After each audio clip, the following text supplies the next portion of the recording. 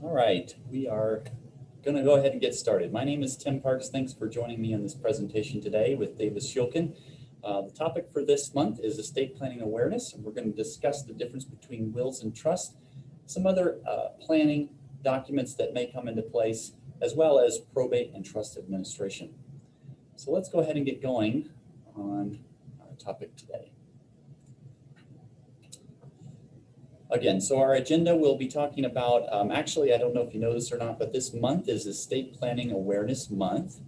And so we're going to look at some estate planning tools that we can use. We'll also look at the requirements for probate and the different ways that property passes from one person to another at a death. We'll look at intestacy. What does intestacy mean? Well, the short answer is someone has died without a will or a trust to control the disposition of their property, then they have died intestate. What are wills and how do they compare with trusts? Some other advanced types of trust, we'll just briefly mention those, and then other documents that you may need for your estate plan. And then we will have a conclusion. If we have a time at the end of the lecture, I will end the recording and we can answer some questions that you may have. So let's go ahead and get started. I thought that this cartoon was appropriate for where we're at in the month and the topic that we have. The turkey is looking across from his attorney and he says, with Thanksgiving around the corner, I thought this would be a good time to review my estate plan. So this is just a little bit of humor to get us started off with here. Estate Planning Awareness Month is in October, and this is the 10th anniversary of Estate Planning Month. Just to highlight a few statistics, it's estimated that 50 to 60% of adults do not have an estate plan. And those who are younger, the figure is even lower. 36% have an end-of-life plan with children under the age of 18. So if you have minor children, 36% of people with minor children have an end-of-life plan in place. Now, some of the reasons for this, that people fail to plan or don't have a plan in place, here are some common ones. First of all, it may be an uncomfortable topic. It's difficult to think about what the end of life may be, and so people try to avoid that topic. That's an uncomfortable topic. It might just be procrastination. I know especially with younger people, it's hard to think of this as a priority, and so there's always this thought that, well, I'll get to that later. I'll do that later. The cost might be a big deterrence. I don't want to spend a lot of money. I'm basically planning on my death, and I don't have the interest in spending that type of money. Again, maybe perhaps with younger people or middle-aged people, there's just not a concern about death or disability. There's no plan in place because of that. So here's some of the reasons that people fail to plan. And a question that sometimes comes up is, why should I pay right now for something that's going to happen after I'm dead and gone? The idea being that if I'm deceased, I don't care who has to pay what. I'm gone, I'm out of it. Well, we encourage our clients to consider the cost and the work or pressure that you put on your loved ones by failing to plan. And so we'll discuss some of those specific costs now. First of all, there's the cost of higher expenses that are related to attorney fees, potential litigation, court involvement, and more. If you haven't put a plan in place, you could be setting your loved ones up for higher expenses after you're deceased. If you don't have a plan in place, then it's said that you died intestate, and so your wishes are going to be controlled by intestacy. And so whatever you thought was going to happen, it could be ignored. Informal promises are ignored. Whatever the law states at that time for intestacy is what controls where your property goes. And then your loved ones are left guessing what you wanted. And this could create fighting, broken relationships. It often takes time and it costs more because of the guessing and the contention that may be at place. We do a lot of probate work here at our offices, and oftentimes that involves where there is no will or there's an invalid will because it wasn't signed correctly. And we have to go through all of this stuff with the loved ones who are trying to wrap up the administration. So we see this firsthand at the added cost, the broken relationships, the time, and the court involvement. Usually some people try to minimize these things or avoid them altogether. So we've come up with what we consider a definition of estate planning, and we think it's a pretty good definition. It says, I want to control my property while I'm alive, take care of me and my loved ones if I become disabled, and give what I have to whom I want, the way I want, and when I want. Furthermore, if I can, I want to save every last tax dollar, professional fee, and court costs legally possible. So this is the goal of estate planning. And a big part of this that is often missed is right in that first statement where I want to control my property while I'm alive, take care of me and my loved ones if I become disabled. That's a big one that's often missed with estate planning, because there's an idea that if you are setting up a will or a trust, that is only going to go into effect at your death and not during your disability. And so people often don't think about the high probability of becoming disabled and who is going to manage their affairs for them. But that is something that we try to focus on, and that's why we've included it in our definition there. And then we sort of have a sentimental statement here that it is not about what you have, rather it's about how much you care and how much you care about relieving your loved ones of this difficult circumstances, if at all possible. Okay, so this is our definition of estate planning. Now we jump into the topic of probate, and we start off with how property passes at someone's death, and then what are the requirements for probate, and what happens if there is no will or trust that controls, and so it falls to intestacy. So first of all, the three generic ways that property passes when someone dies are classified for us, and they're highlighted for us in yellow. The first one is by property law. So if someone passed away and they owned joint property with someone else, then it could be controlled, their property could pass to someone else by control of property law. So the first box that's there on the left side is joint tenants with the right of survivorship. It's very common to see this when two spouses purchase a piece of real property together, purchase a home together, something like that. They probably own the property as joint tenants with the right of survivorship. I recently purchased a home with my wife, and we bought our property as joint tenants with the right of survivorship. In that scenario, if one of the owners or tenants dies, his or her interest automatically goes to the surviving owner. And you do not have to go through probate to accomplish that. You file a death certificate and an affidavit of death of joint owner in the clerk and recorder's office, and the property is automatically transferred to the surviving owner. That's the first way. Contrast that with owning property as tenants in common on the right hand. There, if you own property with one or more people and you own it as tenants in common, when one of the tenants or one of the owners dies, their interest goes wherever it's directed to by their will, trust, or state law. It does not automatically go to the surviving owner. It may go to the surviving owner, but it doesn't automatically go to the surviving owner. And that relationship usually occurs when parents own property with a child, or if you own property with a business or with a sibling. So that's joint tenants. By the way, we almost always think of real property, but this also applies to bank accounts and investment accounts as well. If you own a joint account together and one of the owners dies, their interest automatically goes to the other owner. You don't have to go through probate to accomplish that. So that's the first way that property passes. The second way is by contract law, specifically beneficiary designation. So the boxes there contain the different types of beneficiary designations. You could have insurance policies or annuities. You might have contribution plans or retirement plans. Or you may have filled out a form on a bank account that is called a pay on death or transfer on death designation. If you filled out any one of those things, you have entered into a contract with the company that you filled it out for, and that company is going to follow the terms of the contract. What does the contract say? Does the contract say to pay it to your spouse? Does the contract say to pay it to your children, to your sibling?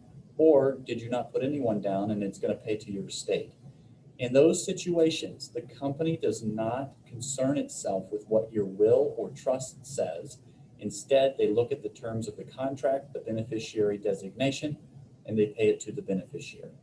Sometimes we see situations where the beneficiary designation does not line up with what the intentions are in the will or trust. And we're actually settling a case right now where that happened. The deceased person listed a beneficiary designation and put down a charity on the beneficiary form. And then in her will, she stated that she wanted this exact plan to go to her niece. Well, the unfortunate circumstances in that situation, when we contacted the company, they had already paid it to the charity. And so the niece is now in conflict with the charity to try to recover those funds. So it's important to make sure that those are lined up, because they often control over what your will or trust says, because it's a contract that you've entered into. Okay, there's some issues listed for you on the screen there. I encourage you, if you're watching this later, to pause and to read through what some of those issues may be.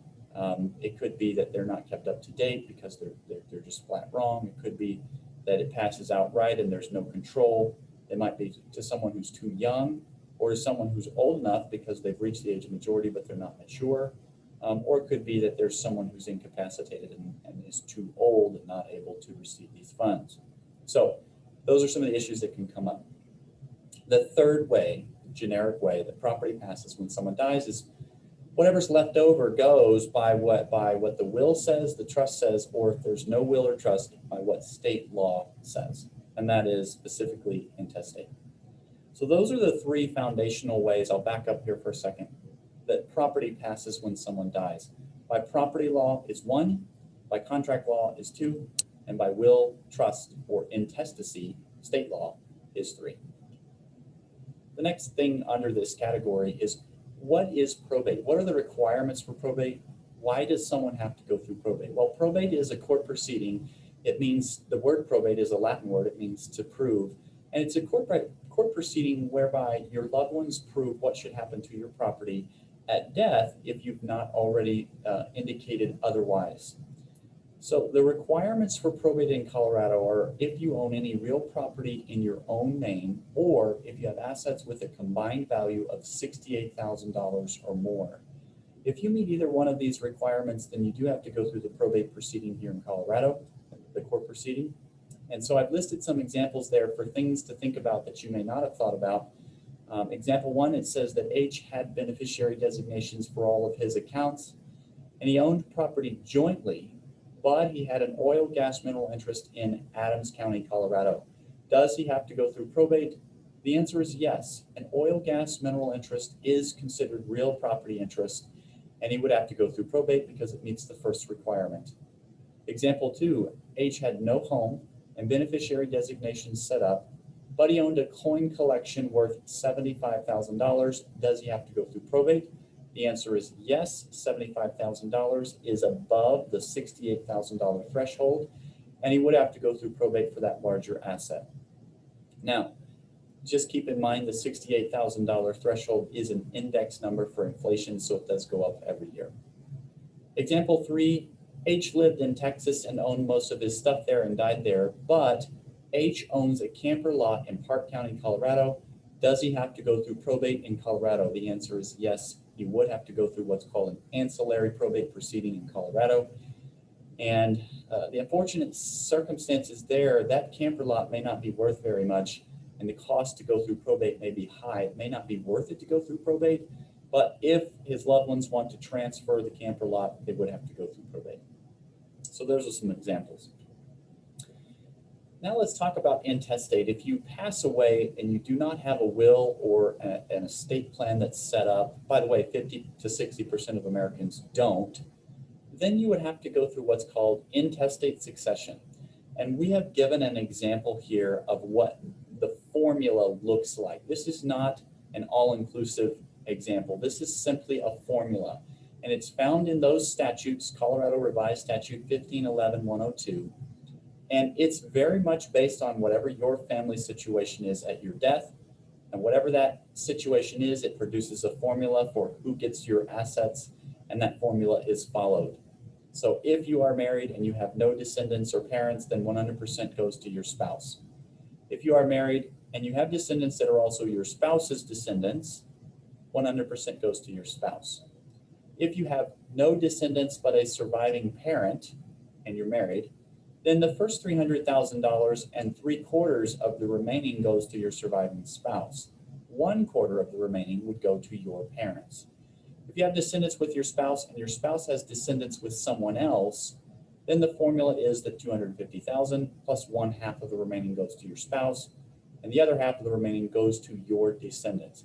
So again, this is just to give you an example of how formulaic this is. It doesn't matter what your wishes are, it only matters what the formula produces.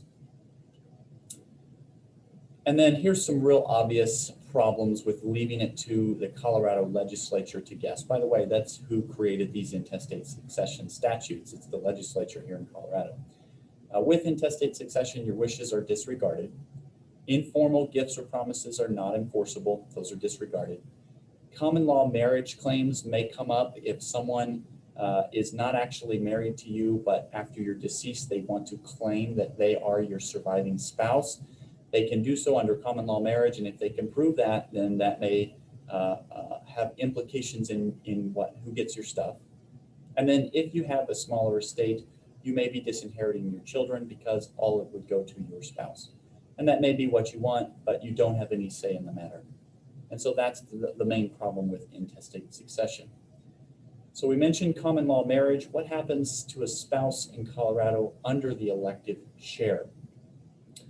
The elective share stands for the principle that regardless of what your will or trust says, your spouse can receive an inheritance from you. The quotation mark there, it says the surviving spouse of a decedent who dies living, domiciled in this state, has a right of election. So they can take this election if they're married to you. And the formula here is that your spouse is entitled to 5% of your estate for each year you've been married, up to 10 years, or 50%. And that's subject to some limitations. So you cannot disinherit a spouse. If you're married, even under common law marriage, and your surviving spouse proves that, they can elect to take 5% for every year that you've been married, or at most 50%. And that is regardless of what your will or trust says. And then if they live in another state, then their right is determined by the state that they live in. So that is another thing to consider. So this is considered the elective share. You can't disinherit a spouse. Now we're switching topics a little bit, and we're going on to what is a will. And we're going to compare a will with a trust in just a second. A will tells the probate court who takes title to the property when there's not another legal method for doing so. And that's why we discussed the 3 ways the property passes first, because we want to look at those in light of what the will says.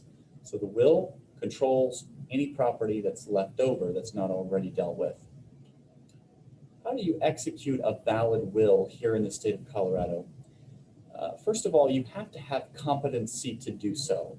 And if someone is an older client and their memory is failing, or they have a cognitive decline issue, then that may be something that needs to be professionally evaluated. But basically, you have to know who your beneficiaries are, including any children that you wish to disinherit. You have to know who your family is. You have to generally know what you own. You don't have to know the exact balances, but you have to know what you own. And you have to understand who is taking it when you die. Where does it go? Of course, there cannot be any undue influence or duress. Those are the classic ones that we see in the movie portrayal of how to overturn a will. And then for signing a will, that's state specific. If you've moved recently, or if you are getting ready to move, you should revisit your will to make sure it complies with the new state that you moved to. Because that is state specific, and as I stated earlier, we've settled a case recently where it was not validly signed, and so we had to petition the court to accept it anyway, even though it was an invalid signature. So these are the requirements for signing a will, and what you have to be able to do in order to sign a will. A will is a public document, and I give an example here. Michael Jackson. Anyone can see what you're giving and to who you're giving it to. When Michael Jackson passed away, first there was a claim that there was no will, and then his mother came forward with a will, and it was going to be admitted to the probate court. Once that happens, anyone can see your will, and so all the paparazzi got very excited because they thought they were going to be able to find out what Michael Jackson had and who he was giving it to and all of this stuff. The only problem is that when they got the will out, it's what we call a pour-over will, and it didn't really say anything. The most important part that it said in the will was that if I have anything still left in my estate, then I want you to pour it over into my trust.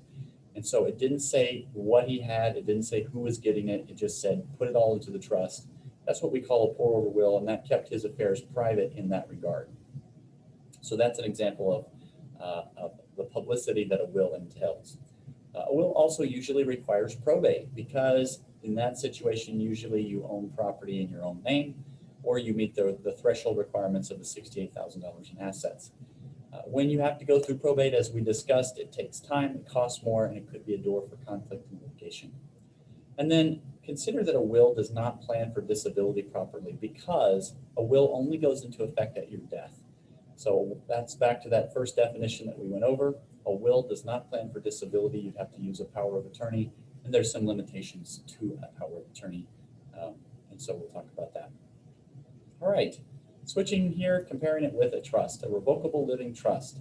By the way, anytime we talk about a revocable living trust, you may have hear us refer to it as an RLT, and that's the abbreviation for revocable living trust. A trust is a contract between the person who creates the trust, the person in charge of the trust, and the person who's the beneficiary of the trust. And then if you set up a revocable living trust, you can fill all three of those roles at the same time. You can create a trust that holds property, you're the beneficiary, and you are the trustee. You're in charge of the trust. So you can serve in all three of those roles at the same time. What are the requirements for signing a trust or executing a trust?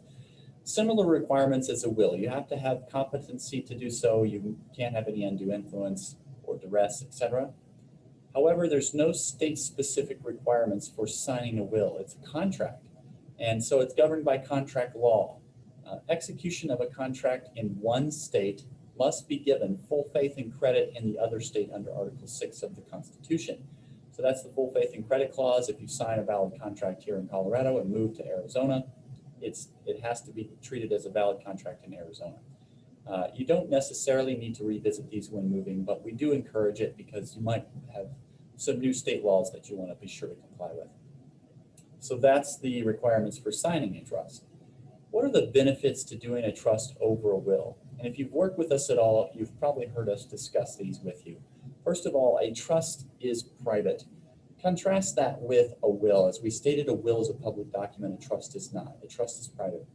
Secondly, a trust can help avoid probate.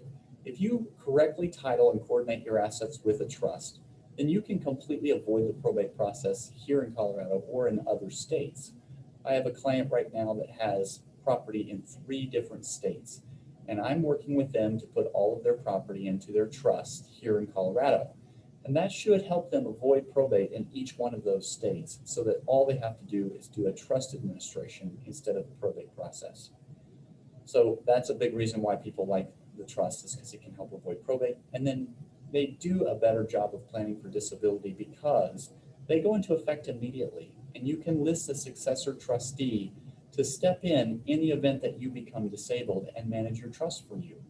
And by the way, you can also define the terms of disability in the trust. So you set the standards, you pick the backup, and you give them the control that they need to manage your disability if you become disabled.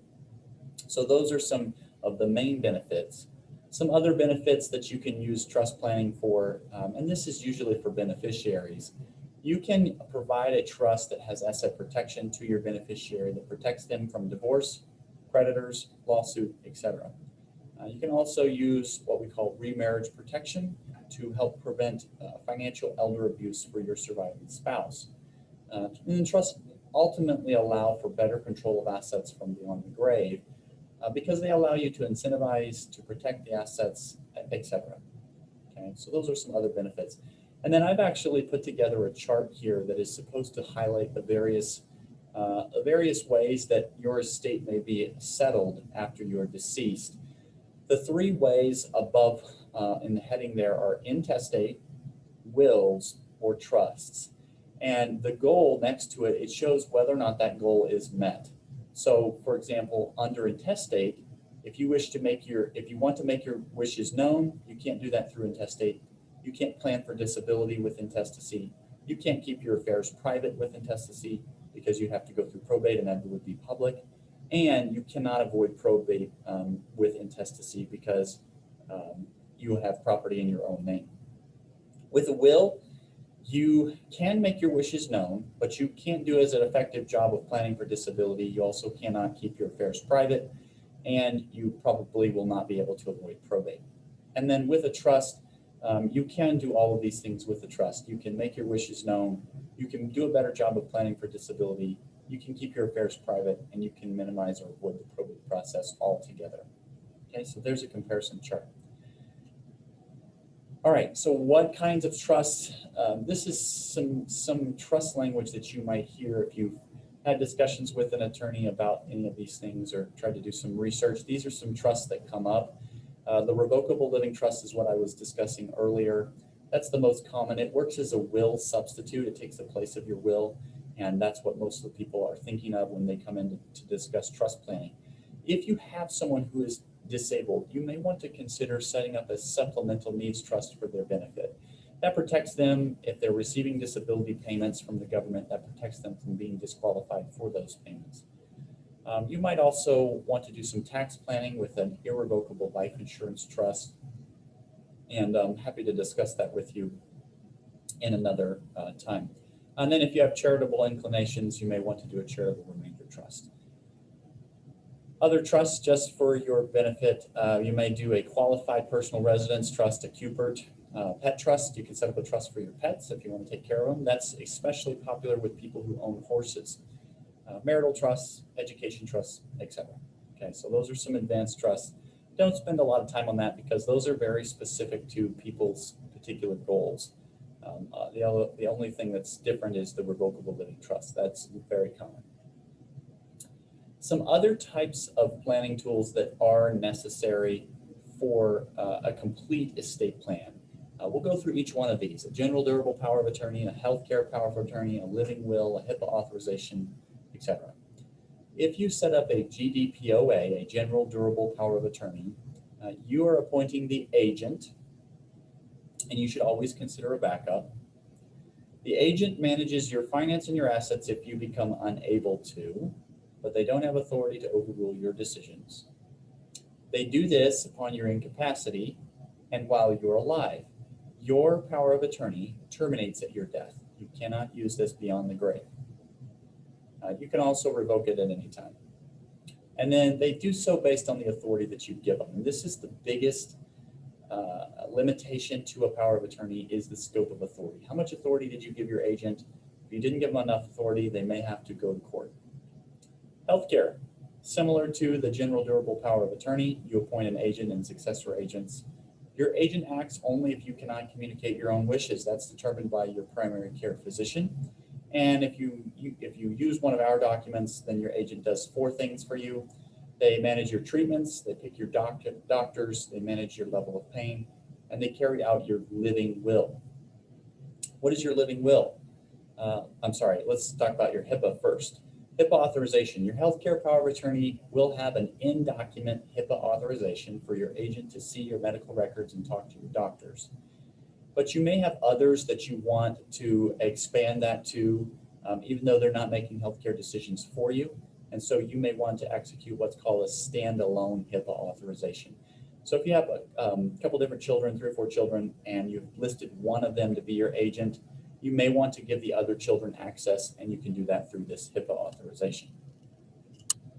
The living will we touched on earlier. Your living will, a better term for it is an advanced medical directive, and it tells your loved ones how long you'd want to be in a coma with a terminally ill condition before doctors withdraw life-sustaining procedures.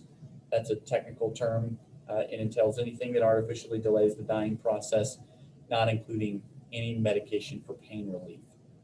It also answers the second question as to how long you'd want to delay withdrawing artificial nutrition and hydration, so just the feeding tube. So those are the 2 questions, and you usually have to put down a number of days. And it is a very important document to fill out ahead of time to prevent your loved ones from having to make a very difficult decision, because you're no longer able to make that decision yourself. And then guardianship, conservatorships. Guardians, there is a distinction between the 2. A guardian manages the well-being of an individual. The conservator manages the assets themselves. They can be the same person, but they might be different people. If you have a minor child and you pass away, then the court is going to appoint that for the minor child, and they look at what's considered the best interest of the child, BIOC, best interest of the child. It's not, obviously this is not a decision that you want to leave to a court if you can help it. And so minimizing this court involvement here is usually best. If nothing else, keep in mind the cost of going through the court proceeding. Okay, so we've discussed various pieces of the estate plan and the difference between wills and trusts. Now we'd like to finish up with putting it all together. Do your assets work with your plan? Regardless of if you have a will or a trust, if your assets are not coordinated correctly with your legal documents, then your plan is not accomplishing what you want it to. The rhetorical question is, what good is your plan? And so we ask you to consider the types of property, how it's owned, beneficiary forms, specific requests, and more. And we work through each of our clients' situations with them to accomplish this. And then has there been significant changes in ownership, moving, changes in beneficiaries, changes in the law, changes in health, and more? Updating and coordinating your plan with the proper team of professionals can make a huge difference in administering your plan if something were to happen to you. So that is sort of our discussion on putting it together. And then we also like to remind people that if you decide you wanted to try to work with Davis Shilkin PC, that we offer no obligation meetings. We can review with you where you're at with your estate planning, where you want or need to be, and how to get there. And then at the end of that, we usually quote a fixed fee for all of our estate planning work so that you know ahead of time exactly what the total cost would be if you decide to move forward. And again, it's risk-free. So if you decide not to move forward, you do not owe us anything. You don't have to worry about that. We've taken that away so that you can come and meet with us without any risk. And our focus through the whole process is education and customization to fit our clients' needs. So this is what it's like to work with us, to go through this process with us. Okay, thank you very much for joining me today. Again, my name is Tim Parks, here on behalf of Davis Shilkin PC, and I appreciate your attention. If you have questions, I encourage you to contact the number at the bottom of the screen or either one of our offices, and we would love to hear your questions from you. And then just for our viewers today, I'm going to stop the recording, and if you have a question, please feel free to type it into the chat feature, and I'd love to answer that question.